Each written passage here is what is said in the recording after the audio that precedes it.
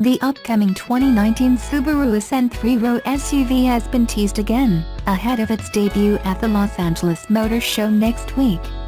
Pitched as the first full 3-row SUV from Subaru, the Ascent will take on the likes of the Mazda CX-9, Nissan Pathfinder, Toyota Highlander and Volkswagen Atlas, in the US, at least. Little else was revealed with the new teaser snap other than the seating configuration, which in this case is a 2+2+3 7-seat layout. It is expected to bear a strong resemblance to the Ascent concept that previewed it, and measure over 5 meters long. By comparison, the now-defunct Tribeca measured a little over 4.8 meters long.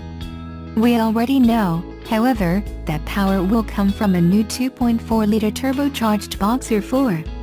Outputs are yet to be detailed, but we reckon they'll be comparable to the current 191 kilowatts per 350 Nm 3.5-liter flat 6 used in Liberty and Outback. The new SUV will be built at the company's Indiana facility in the USA, though it's unclear whether it will also be offered in right-hand drive. Speaking earlier this year, Masahiko Inoue, Subaru's project general manager for the product and portfolio division, said, "Now we are focused to the US market and left-hand drive, but for right-hand drive, it depends on the market request. America has big volume." Considering the growing demand for SUVs in markets like Australia, you'd think the Japanese manufacturer would give it some thought. For now, stay tuned for our coverage of the Ascent's reveal at the Los Angeles Motor Show on November 28. Subaru's Impreza dates back to 1992, and in those 25 years it's never really been a mass-market choice in the UK. With quirky boxer engines, at times divisive styling and a limited dealer network, Subaru ownership is not like Ford or Vauxhall ownership. For many drivers, the Impreza name will conjure up memories of the fire-breathing, rally-bred WRX and STI models, but this new car is a rather more subdued offering. Subaru's instead aiming it at buyers who want the security of all-wheel drive without resorting to a high-riding SUV. Compared to the old model, almost everything. This car is new from the ground up, benefiting from scalable underpinnings that will go on to create future models. New to the Impreza range is Subaru's EyeSight system, which uses dual front-facing cameras to provide a whole host of safety features.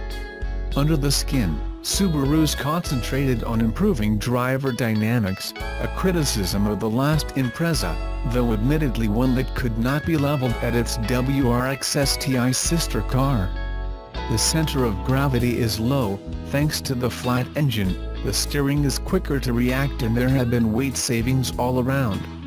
Subaru offers buyers a choice of 1.6 or 2.0-liter naturally aspirated petrols.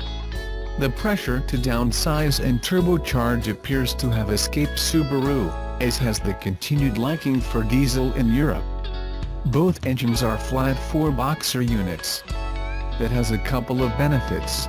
First, it keeps the center of gravity low, but it also allows Subaru to implement its traditional symmetrical all-wheel drive system, something its regular customers are religious fans of. Unfortunately for those hoping some rally DNA would come across in the Impreza's performance, both engines are pretty lackluster. Without a turbocharger to add low-end grunt, the engines need working hard to generate any real pace. Strangely for flat fours, they don't even sound very good, making it a chore to wring out the power you might need. Rumors on the horizon of a hybrid model have not been commented on by Subaru, so for the moment we'd opt for the 2.0-liter. It's got a more usable amount of power, and mates better with the CVT gearbox. That's right, a CVT is the only gearbox available. Is that a bad thing?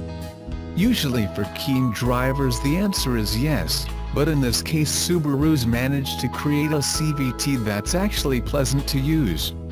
It's smooth, unobtrusive and when pressed will revert to virtual gears, really just pre-engineered steps in the rev range. It also goes without the droning soundtrack and artificial acceleration feel that blights similar gearboxes from other manufacturers. As far as handling goes, the Impreza errs towards safety, which is no bad thing. It corners predictably and has almost unshakable levels of grip. You're likely to be surprised by the verve with which you can safely corner in this car.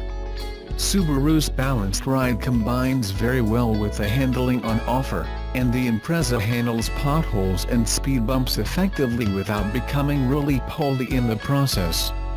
In fact, dynamically it's up there with its more mainstream rivals. It's just a shame there's no manual gearbox or peppy turbo engine to help you make the most of it. Did somebody say Vauxhall Astra? The new Impreza is by no means ugly, and it does contain some neat details like sharp LED running lights and the distinctive Subaru corporate grille. But it won't stand out from any crowd. The Impreza's styling limit does not extend past generic family hatchback, and from a distance could be mistaken for plenty of different cars. It's definitely an improvement over the last model, though, so we can't complain too much. If Subaru would offer the same 18-inch alloy wheels on our test car to the UK market, it would go some way to helping the Impreza shake off its dowdy image. The interior is a place where Subaru has traditionally struggled against mainstream European brands, and while companies like Mazda, Kia and Hyundai have all shown they can make an attractive interior, that same memo doesn't seem to have hit Subaru yet. But what the Impreza does manage very well is ergonomics. All the controls are easy to reach, and easy to use. It's also pretty roomy, with a competitive 385-liter boot and space for 4 6-foot adults.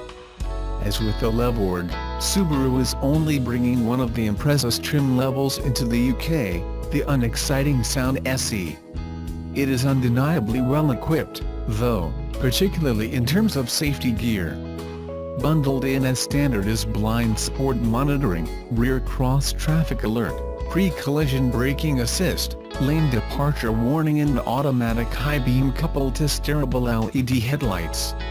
These all make up the new EyeSight package. Automatic wipers and keyless entry join a reversing camera, heated front seats and full climate control, while infotainment is taken carb with an 8-inch touchscreen that happily gets Android Auto and Apple CarPlay as standard. And that's it. Subaru won't allow you to tick any spec boxes. What you see is what you get, short of your color and engine choice.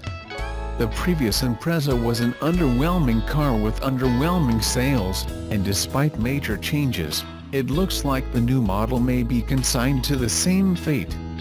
It's not a bad car by any means. It's very dynamically capable, neatly styled, and has seriously generous standard equipment, plus an interesting all-wheel drive system, but without some UK-centric tweaks to the powertrain, it'll continue to be a very left-field choice. Subaru can catch a break.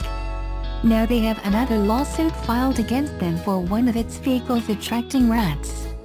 Yes, you read that right, it's true, a class action lawsuit has been filed against the Japanese automaker for a Forester attracting rodents. They've had oil consumption lawsuits, engine defects in the WRX STI, spontaneous windshield breakage in Outback and Legacy models, and now a customer in Hawaii says her 2015 Subaru Forester attracts rats. Really? According to a report by Hawaii News Now, there's a new class action lawsuit against Subaru Corporation alleging rats are attracted to certain car parts in the 2015 Forester. Maui resident Diane Shui discovered she had a fuel leak. The Hawaii resident took the Forester to a local Subaru dealer and they discovered the problem: rats had chewed through her vehicle's main fuel line. They told me that thing could have caught on fire. Shui says the problems with the rats have cost her more than $3,000 in repairs because rat issues are not covered by the vehicle's new car warranty. She contacted an attorney who filed a class action lawsuit last week charging Subaru with making a change to soy-based plastics for wiring, insulation and fuel hoses that rats apparently find too tempting to pass up.